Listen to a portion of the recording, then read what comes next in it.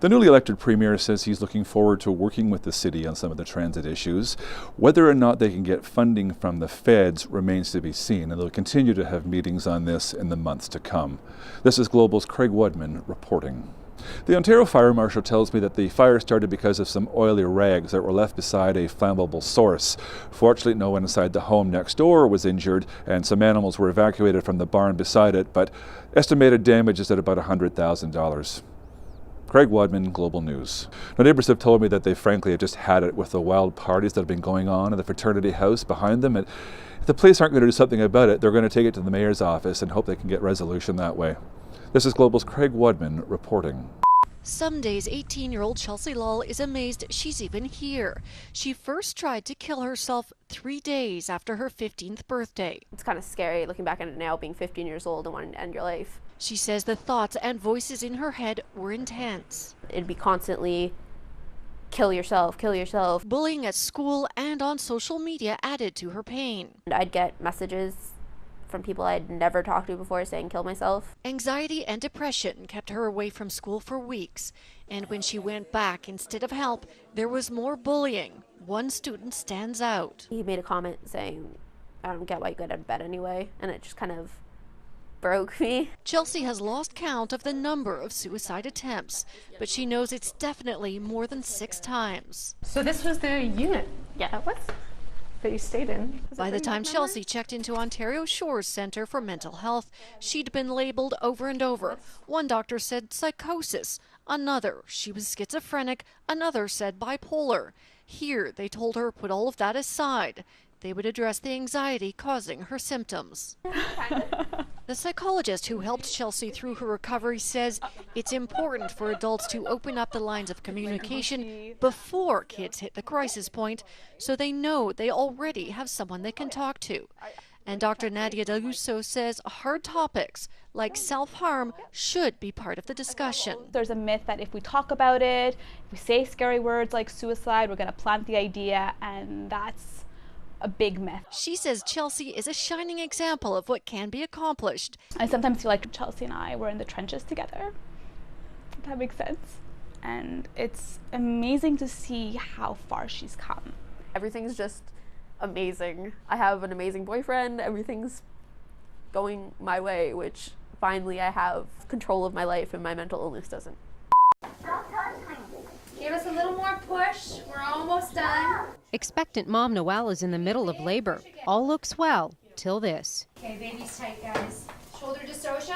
Somebody call for help. The baby is in trouble. Start compression? Yeah, start compressions. Noelle and her baby Hal aren't real. They are birthing simulators designed to help train staff on the labor and delivery process. Noelle creates a real-life situation and simulates an actual birthing experience so that teams can practice and work with how they would work in a real-life situation to deliver a natural delivery, but also if there's complications. And Noelle is very realistic. She blinks, she breathes, and she talks. So does the baby. The baby Hal doll that we have can simulate anything.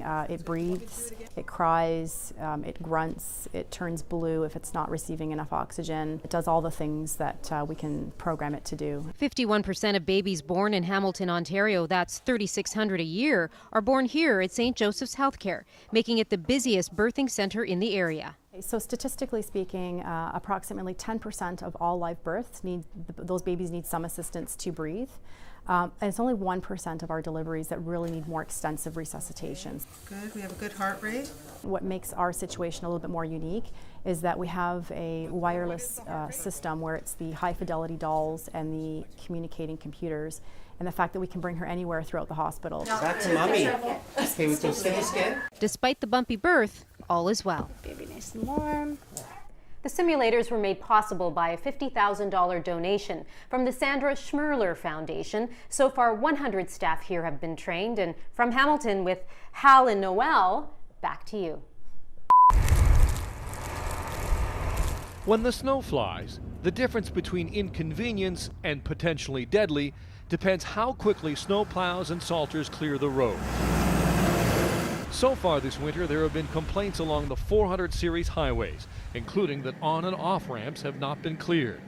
Opposition MPPs from Northern Ontario say people in the GTA are just learning what residents in their ridings already know. There's no reason that highways 2.5 days after it snowed be in this kind of condition.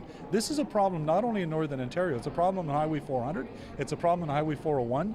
Our Highway 11 North looks like the ice highway into Attawapiskat. Ontario's Minister of Transportation offers this as part of the reason. We are going through a period of climate change, and we're getting very aggressive in intermittent snow, so the challenges are certainly greater than they were before. So climate change is the reason that our roads aren't as clear? There's all kinds of reasons that we're getting, as you know, rather unusual winters. Private contractors are responsible for clearing the snow and ice on many Ontario roads. The Ministry of Transportation says it monitors contractors to make sure the job is being done. But the concern about snow clearing just doesn't come from the opposition. When the Liberal MPP from Vaughan rose to ask a softball question in the House, there was this.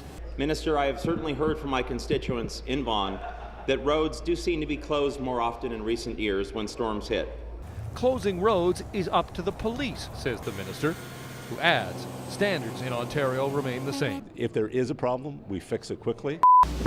Questions for John Gibbons? Gibby, given how Josh delivered earlier in the game, that's a pretty good situation to be in the ninth inning with him at the plate and 2 on, isn't it? Well, yeah. I mean, when you look at this year, if there's a guy you want up there, it's got to be him. But I think he spoiled everybody around here because he's come through so many times. And can you say enough about the team though behind you? How they battled back, put themselves in a position. I saw you kind of on the rail watching at the end there. We never give up. It doesn't matter how many we're down or what inning it is. These guys always, we always feel like we have a chance to win.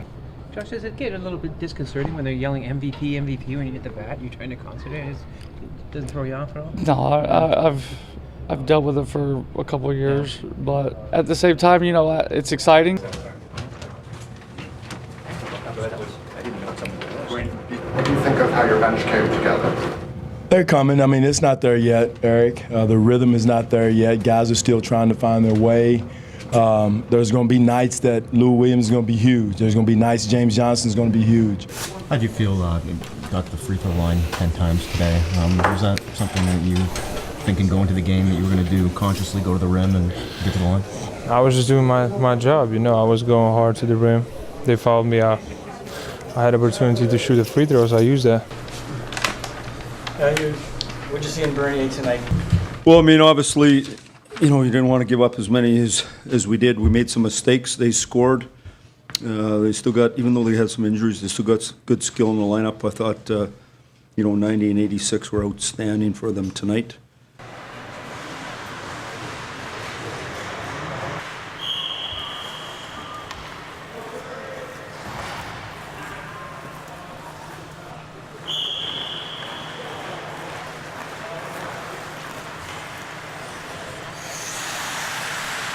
As far as I'm concerned, I'm coming in here to challenge for that number one. That's how it is every year, whether you're solidified or whether there's an opening or not. I skated coming up to this, but I've done it every year now. I do the same kind of routine and get ready to go. Councillors, you know what? Councillors spoke today. The taxpayers of this great city will speak on October 27th.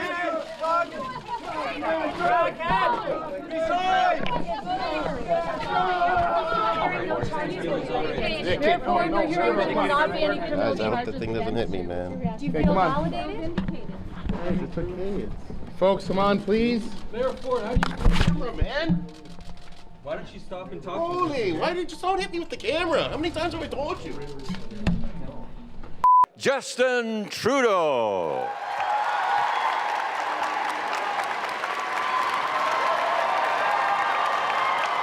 It's great to be back in Hamilton. As Philomena mentioned, I am now here at the very beginning of the winter session. And you say that you're concerned and you have the best interests of Canadian security at heart. You can't even run half-decent security for this event here. How are you going to make sure we're all safe? I did spend part of a year as a bouncer, but that makes me in no way any sort of expert on security. I'll tell everyone that right now.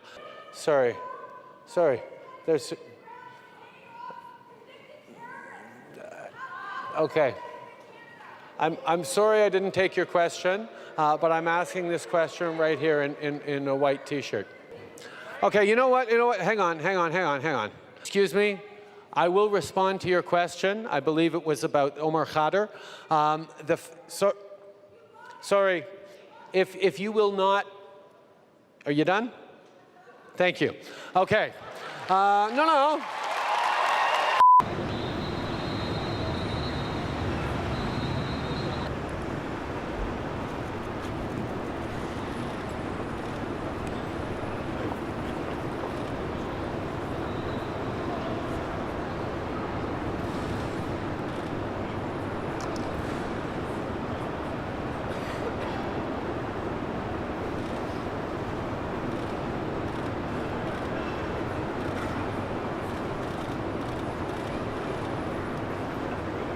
How does it feel to be here in Toronto? It all came down to a two-man battle at the Highland Country Club. Jason Millard and Ryan Williams finishing tied atop the leaderboard at 15 under after 72 holes, forcing a sudden death playoff. The defending champion Williams just missing the par putt on the second extra hole, giving Millard the dramatic victory. I had no expectations, I just kind of went out there and kind of free-wheeled it, and fortunately came out on top. Unfortunately got in the bunker and ball was sitting down a bit and was, kind of a tough shot, but, credit to Jason, he played great. Not only did Millard win the tournament, but the victory also vaulted him into 5th spot on the Mackenzie Tour PGA Tour Canada money list, with the top 5 earning exempt status next year on the Web.com Tour. All the college, high school, with my parents, supporting me, and I can't even put it into words right now. Topping the money list this season was American JJ Spaun. His July win at the Stahl Foundation Open in Thunder Bay, spearheading his drive to #1. It's a great feeling, and all the hard work that I've put in, and all the support that I've had, it's just everything is kind of coming together. So I'm ready to take on new challenges. Earning top Canadian honors on the tour in 2015 is Taylor Pendrith, the Richmond Hill native finishing 3rd overall on the money list, and he too is now one step closer to playing on the PGA Tour. Yeah, it just gives me confidence moving forward. I played, I think, 5 weeks on the Web.com this year, and in between these events, and so I know I can play out there, and hopefully I get a good chance next year. Toronto's Albin Choi just missed fully exempt status, finishing 6th on the money list. Rob Leth, Global News. On the surface, today's announcement is great news for this town. 150 jobs, 1,400 indirect jobs, and what's being called a game changer for the economy.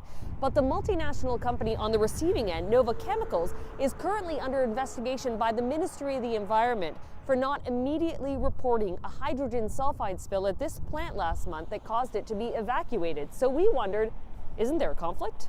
Why is the Ontario government providing $100 million to a company that's currently under investigation by the Ontario government? I'm sorry, under investigation? The Ontario Ministry of the Environment is currently investigating Nova through its Investigations and Enforcement branch.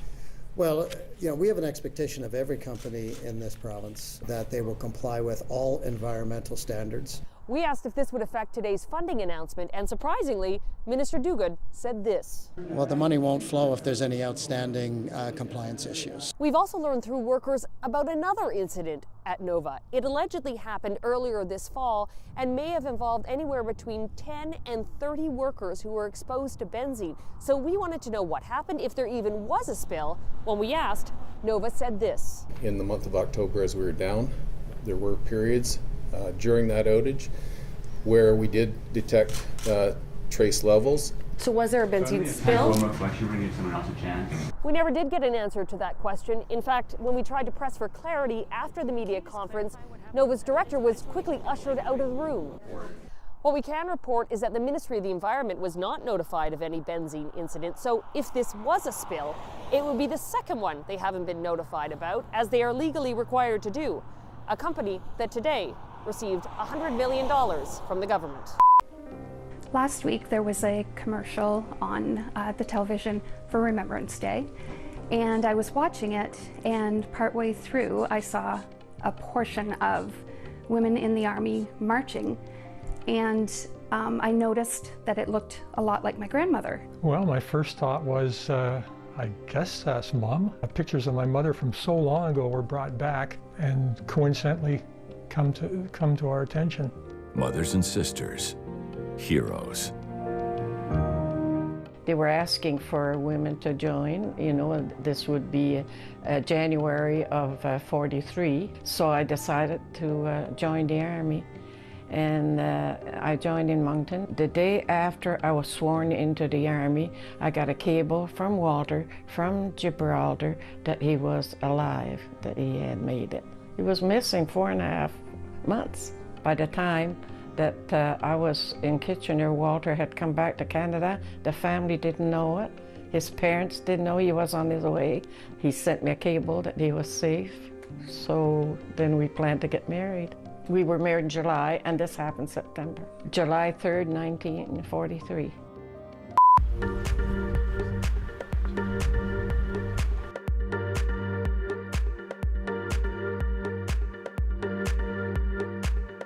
This revival of antique rugs. LT specifically has, in my opinion, the best assortment of them. They've hired the best pickers in the world. The term antique applies to something that would be 80 years or older. I think what makes them trendy again right now isn't just using an antique rug in a very traditional home. It's using an antique rug in a very modern home. Here, I think some of the patterns feel really fresh and they're very, very unique. Layering rugs is a big one for this year. And I love how much we're really seeing it right now. It's also a great way if you want to invest in a smaller piece, a more affordable piece, and then layer it on top of something that's neutral, that's maybe a little bit less expensive. This is my favorite trend. It's a pretty good one. I think oversized lighting, people are scared to go big, and I don't know why. And I'm hoping in 2018 they kind of lose that fear. And like, go big or go home. Go big or go home. Go big or go home. More is more. More is more, especially with lighting. It's off your floor, your children cannot ruin it. It is like the best way to add drama to a space. So this isn't real marble. This is not real marble. And we've been using faux marble, pretty much porcelain or quartz, in kitchens and bathrooms for the last couple of years. It's really on the rise, and I'm so excited that it's starting to be made into furniture pieces. And this gives you the exact same look, but you cannot ruin it. People love to know what the big color trend is for 2018. Hottest color trend for 2018 is jewel tones. I love the navies, I love these maroons, this sort of like huntery, tealy green. They're amazing, and they can go with pretty much any decor that you already have in your house. And who would have thought mixing them all up would look this good? Me. Okay.